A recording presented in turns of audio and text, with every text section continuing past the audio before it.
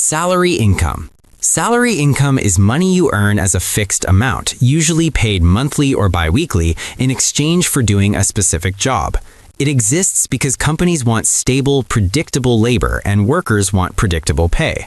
Salary affects your money by offering consistency, but often limits upside. Your income doesn't rise unless your role or pay scale changes.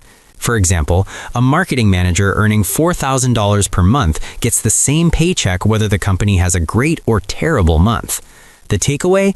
Salary income is safe and stable, but growth usually depends on promotions, not effort alone.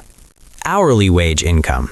Hourly wage income is money earned based on hours worked. It exists to fairly pay variable labor, especially in service and manual jobs. This income affects money by directly tying time to earnings. Miss hours, lose income. For example, a cafe worker earning $15 per hour makes $600 for a 40-hour week, but much less if shifts are cut. The key takeaway, hourly income offers flexibility, but income stops the moment you stop working.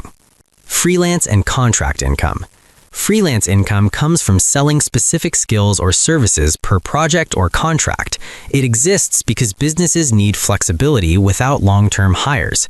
This income affects money by creating income swings, great months and quiet months.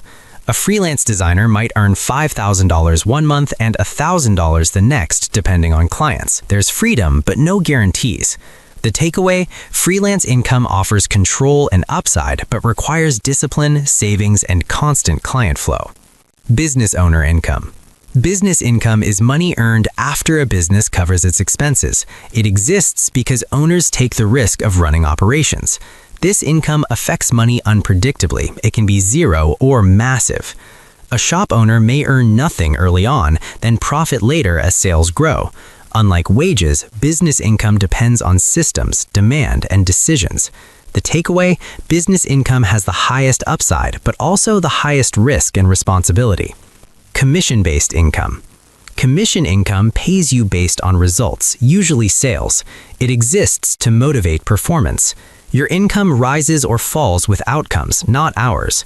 A real estate agent earning 3% commission makes nothing until a house sells, then earns a large payout. The takeaway, commission rewards skill and persistence but offers no safety net. Bonus and performance pay. Bonus income is extra pay for hitting targets. It exists to reward results beyond base duties. Bonuses boost income but aren't guaranteed. For example, an employee receives a year-end bonus if company goals are met. The takeaway, bonuses help but shouldn't be relied on from basic expenses. Rental income. Rental income comes from owning property and charging others to use it. It exists because people need housing without ownership. Rental income affects money by creating semi-passive cash flow, but includes costs.